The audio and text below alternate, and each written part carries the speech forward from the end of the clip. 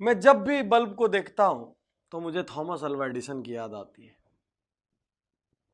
Thomas Alva Edison को जब वो छोटे थे तो उनकी स्कूल की टीचर ने उनको मंद बुद्धि कहा था और स्कूल से निकाल दिया था।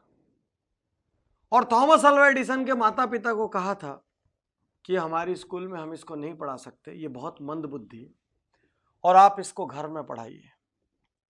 थॉमस अल्वा एडिसन की मां ने उनकी बात को मानने से इनकार कर दिया और उन्होंने बोला मेरा बच्चा मंदबुद्धि नहीं हो सकता, मैं इसको घर में पढ़ाऊंगी। और थॉमस अल्वा एडिसन आज दुनिया के उन वैज्ञानिकों में से जाने जाते हैं जिनके नाम से मैक्सिमम इन्वेंशंस है, दुनिया के टॉप 10 में से एक। यदि थॉमस अल्वा एडिसन की मां ये मान लेती कि मेरा बच्चा मंदबुद्धि है तो पूरी जिंदगी वो उसको मंदबुद्धि की तरह ट्रीट करती रहती और वो मंदबुद्धि बन जाता। साथियों, इतिहास कौन रचता है? इतिहास वो नहीं रचते जो लोगों की बात सुन के मान लेते कि मैं कमजोर हूं, मैं हीन हूं, मैं नहीं कर सकता, मुझे नहीं आता। इतिहास वो नहीं रचते जो किसी दूसरे की राय के लिए अपने संकल्प छोड़ देते हैं। इतिहास वो नहीं रचते जो कोई दूसरा डिस्करेज करता है, डिसहार्टन करता है तो अपने टारगेट्स छोड़ देते हैं। इतिहास वो नहीं रचते जो कोई उनसे खराब व्यवहार करता है तो वो अपना अच्छा व्यवहार छोड़ देते हैं। इतिहास वो नहीं रचते जो जरा सा टॉर्चर पाके अपना टारगेट छोड़ देते हैं। इतिहास वो रचते हैं जो सहते हैं।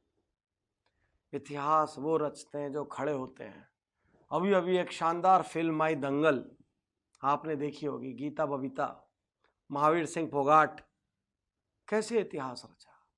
जब महावीर सिंह फोगाट ने अपनी बेटियों को तैयार करना शुरू किया तो पूरे गांव ने मजाक उड़ाया। महावीर सिंह फोगाट ने उनको सुबह सुबह उठाया, उनके बाल कटवा दिए, उनके खाने पीने पे रोक लगा दी, सब कुछ किया। यहां तक कि उनके बच्चों ने उनको दुश्मन समझ लिया। और ऐसा ही कई बार होता है, ढेर सारे बच्चे अपने माँ बाप को दुश्मन समझ लेते। लेकिन एक दिन उनको समझ आया जब उनकी सहेली कहती है कि तुम्हारे पिता तुमको संतान तो समझते कम से कम, इसलिए तुम्हारी फिक्र करते। साथियों, महावीर सिंह फोगाट ने पहले इतिहास रचा है, गीता बबीता ने बाद में। महावीर सिंह फोगाट ने वो बीज लगाया, उनको सींचा, बड़ा किया। सारी दुनिया के तिरस्कार महावीर सिंह फोगाट ने कहे।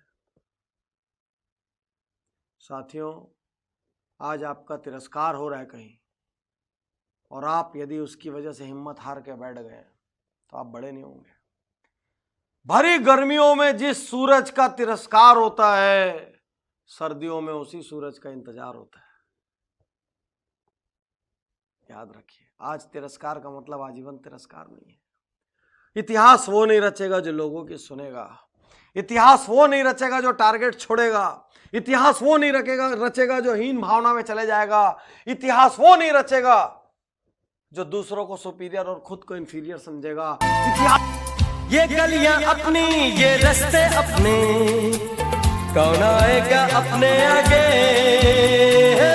राहों में हमसे टकराएगा जो, हट जाएगा वो घबरा के। यहाँ के हम सिकंदर, चाहे तो रख ले सबको अपनी जेब के अंदर, पर हमसे पंगा मत लेना मेरी जान। नहीं समझे है वो हमें तो क्या जाता है, हारी बाजी को जीतना हमें आता है।